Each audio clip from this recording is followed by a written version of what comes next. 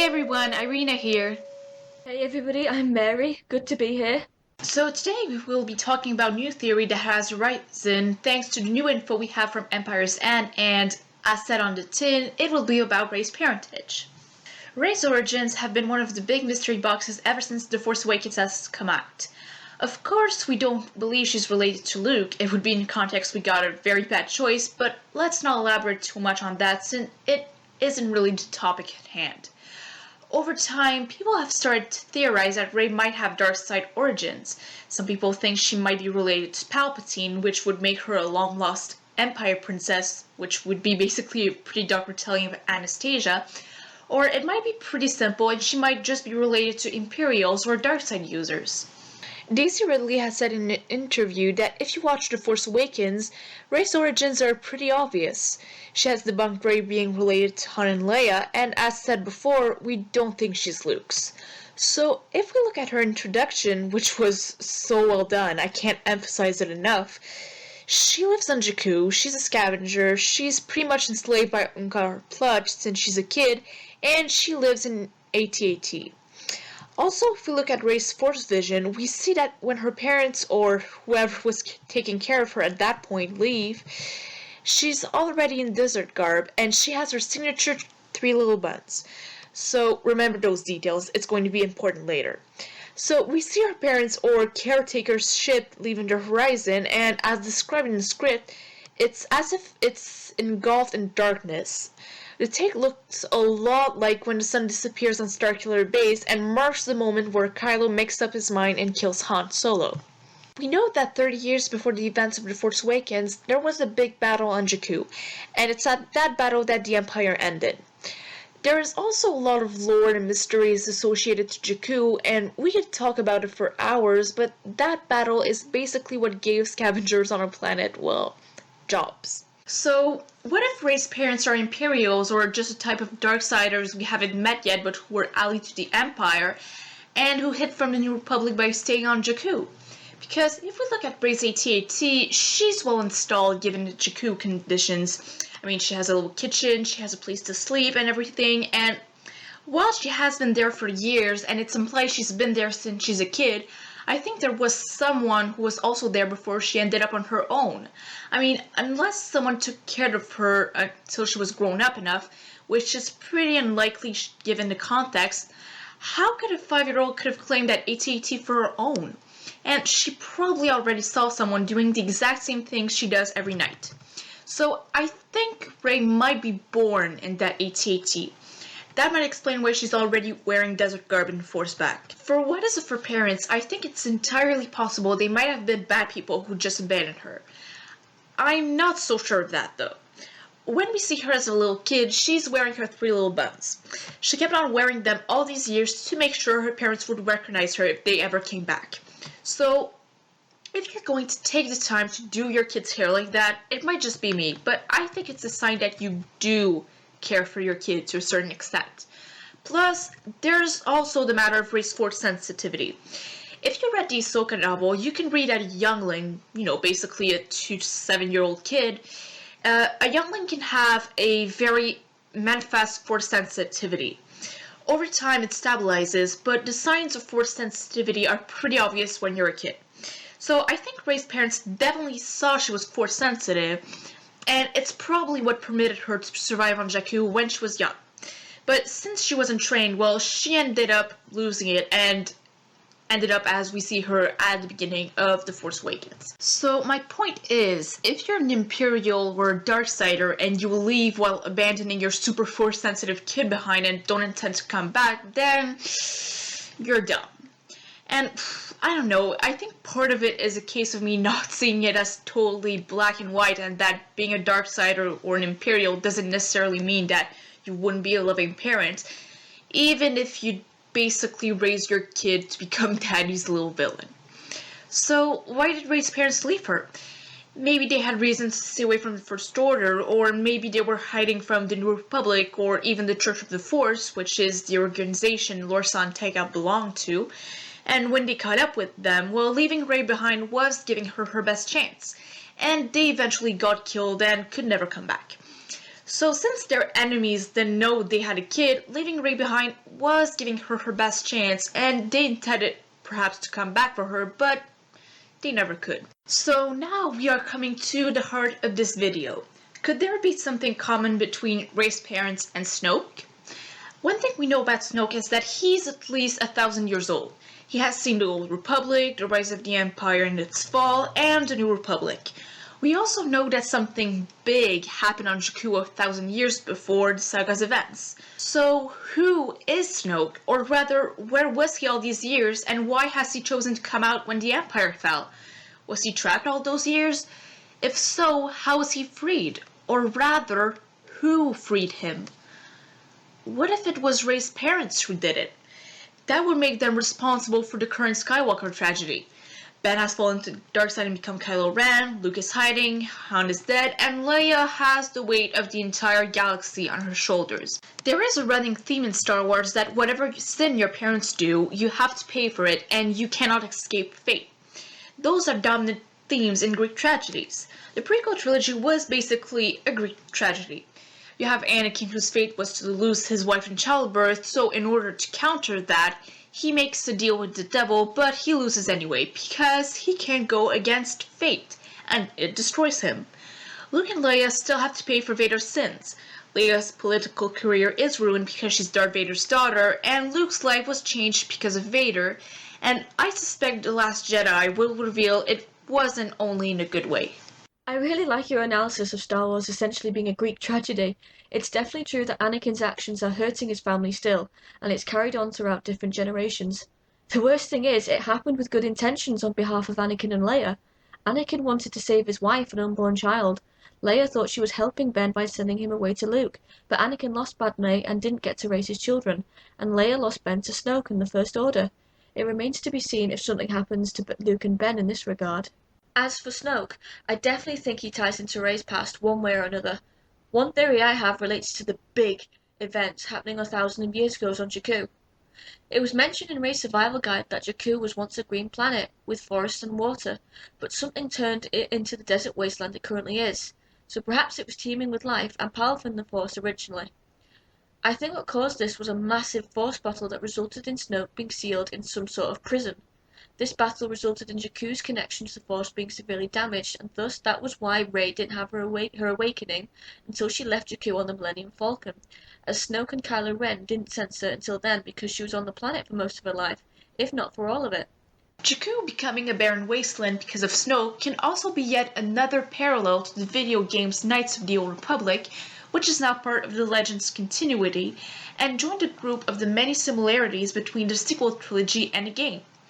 The player character and the crew have to travel to 4 planets, which are Tatooine, Kashyyyk, Manon, and Korriban, in order to retrieve pieces of a map to a secret weapon fueled by the dark side called the Starforge. Those 4 planets all have ecosystems that got severely unbalanced, and it's implied that it's because of the presence of the map fragments, which are themselves dark side artifacts. Tatooine, just like Jakku, was, according to what we learned in the level, a beautiful green and lively place which eventually turned into a sea of sand because of a dark side presence. As for Snoke's origins, a recent preview from the new novel Thrawn has Thrawn state that there are threats in the unknown regions who are already threats to his people. This is actually very similar to the Yuuzhan Vong, and for those of you who don't know, the Vong were aliens who were immune to the Force, created their ships and weapons through organic means, and were religious fanatics who thought the Jedi and their beliefs, as well as droids, were heretics, and they wanted to take over every galaxy, and first entered the Star Wars galaxy through the unknown regions, and targeted the Chiss and their homeworld first. They were the reason Thrawn joined the Empire, despite its anti-alien stance, because he believed that being united was the only way to defeat the Vong. It could be the same thing here. Maybe Snoke isn't the last of his kind, and more of his species are in the unknown regions, waiting for their leader Snoke to return. Or Snoke has followers in the unknown regions waiting for him to return, which would make sense considering there are so many religious groups now, from the Acolytes of the Beyond to the Church of the Force. I'd recommend checking out our Snoke podcast for more speculations on Snoke's origins, but getting back to his possible connection to Rey and her parents. Rey has to have some sort of personal connection to Snoke in order for there to be a reason to why she wants to get involved in the battle against him and the First Order. I mean, Luke faced off against the Emperor because he corrupted his father and had this hold over him and was responsible for tearing his family apart. Since Rey isn't a Skywalker, there has to be something that connects her to him, since she is the hero of the story and he is the true villain, like Luke and Palpatine before them. But who is Rey? Well, I think there's a big clue to who she is and what she'll be in her name and her pre-production name, Kira. Rey can stand for Ray of Light, and Kira means beam of light in Hindi.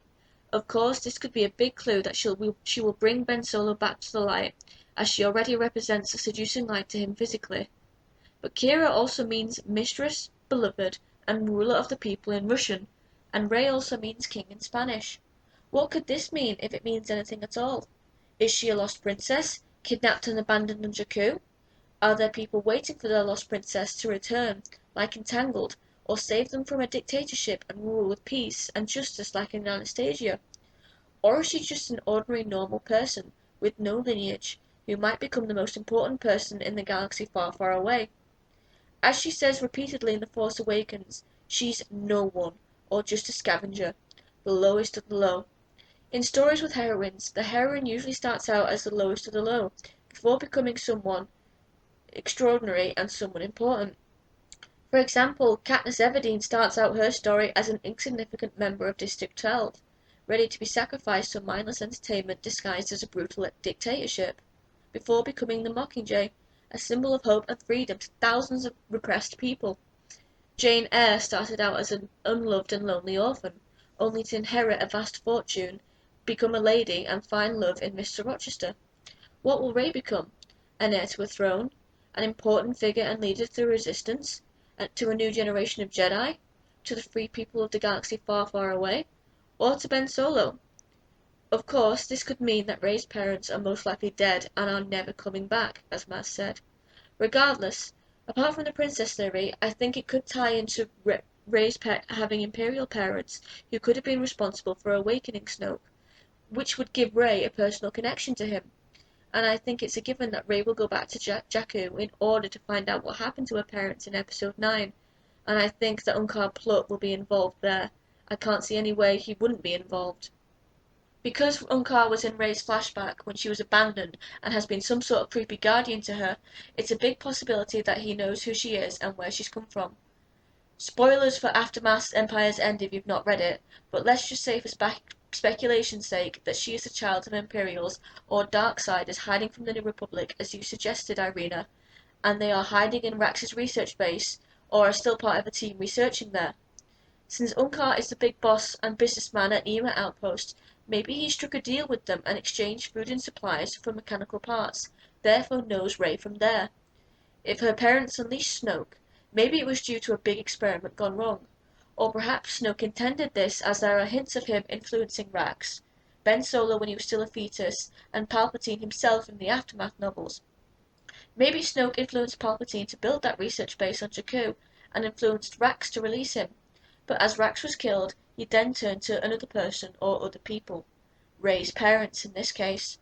Thus he manipulated them to be in charge, perform an experiment to break him out of his prison, and he succeeded. After that, maybe Rey's parents wanted to flee, but for whatever reason didn't take Rey with them. Why? Was it fear for her safety? Did they already suspect that she had Force powers which Snoke wanted to use and left her there because they knew Jakku's weak connection to the Force would help her stay hidden? Or did they just not care about her and traded her to Unkar in exchange for a ship to flee Jakku? Whatever the reason, I think they were possibly killed by Snoke in order to keep his existence a secret, because why would you want the galaxy to know that a 1,000-year-old being had broken out of his prison? As for the princess theory, I love Lena's theory about King Prana and the possibility of Benicio del Toro playing him in Episode 8, and I highly recommend you check out the Kelly Marie Tran and Scoops from Dubrovnik podcast, where she talks about it as her theory inspired this theory. We also mentioned it in our Rey's Parentage podcast as well. So let's just speculate that King Prana is Rey's father, and that she is a lost princess who was kidnapped and left on Jakku. Why was she kidnapped? Who did it and why? Lena speculated that Prana was an evil king who might be descended from and involved in a dark side cult. What if Prana worshipped Snoke and his species, or worships the Force the same way Snoke did, and is involved with him somehow? What if Rey was intended to be a sacrifice for Snoke as an important descendant of this cult, or Snoke wanted her because of her power? What if someone such as Rey's mother didn't want this and abandoned her on Jakku to keep her safe? Again, because its connection to the Force is weak and thus that stops Snoke from sensing her. However, I do think with the recent information from Aftermath Empire's End has given more weight against this theory because I think it's given more ground to Rey's parents possibly having an Imperial connection to Snoke instead. But regardless, it's still a really good theory, one that I love and fits the heroine standard I was talking about earlier. But there are a few Lost Royal heir stories in the Legends continuity, with the most notable one being Alana Solo, the daughter of Jacen Solo and Tenel Ka, the Queen of Haps? Hapes? Yeah, Haps is how I think you pronounce that. Anyway, since Alana was the illegitimate child of Jacen and Tenel Ka, an assassination was carried out by her great-grandmother in order for her to return to power. The plot failed and Alana's parents decided to keep her and the fact that Jacen was her father a secret in order to keep other Happen nobles from trying to assassinate her, going as far as to not tell Han and Leia that they were grandparents. Jacen later had a vision of a dark man on a throne using an older Alana as a puppet, and turned to the dark side and started another war in order to prevent this. After the war, which resulted in Jacen dying, Tenel Ka entrusted Alana to Han and Leia, who renamed her Amelia and said she was an orphan whose parents had died in the war in order to keep her safe while they pretended that Alana had died. Later, both Luke and Leia had visions of an older Alana on a white throne, ruling peacefully over the galaxy. The Sith Lord Sarasu Talon also had a vision of her, and said, "Destiny has but one throne, and if the Jedi Queen claims it, the Sith cannot." He also called the White Throne the Throne of Balance. Sadly, we don't know what happened to Alana, since Disney bought Star Wars and discontinued Legends before her story was completed. But since there are a few Legend stories influencing and coming back into the new Disney canon, such as Thrawn coming back and having a similar backstory, and Tor Vizsla and Jor-Danda Case influencing Tar Vizsla and the Darksaber in Rebels, maybe Alana's story might influence Rey's, so she might be a lost princess after all, and be a princess that brings balance to the Force, as Alana was meant to. There's just one last quick theory I have, which was based on an interview with Carrie Fleming, the actress who played the young Rey in her flashback with Star Wars Underworld back in January 2016. She mentioned that she wore war clothes, so I speculate that maybe Snoke and the First Order had attacked Rey's homeworld in order to force it to join their cause. Maybe they were also kidnapping children there as well as they have done throughout the canon, from Hux and his gang of feral children at the end of Aftermath Empire's End to kidnapping Finn in order to brainwash him into a stormtrooper. What if Rey's parents dropped her off on Jakku to keep her safe, along with Unkar, who gave them transport and promised to look after Rey if they would take him with them, and left to fight Snoke and the First Order with every intention to come back for their daughter, but were ultimately killed fighting them? Regardless, all of these theories give Rey a personal connection to Snoke, which is vital to the story, as well as offer challenges to her character development. This wraps it up. If you enjoyed it, please subscribe to our YouTube channel by clicking on the lovely red button below and follow us on Mixcloud, Tumblr, and Twitter. If you have any questions, please email us at starwarsconnection09@gmail.com, which will also be indicated in the description below. Stay tuned for more videos. Thank you, and may the Force be with you.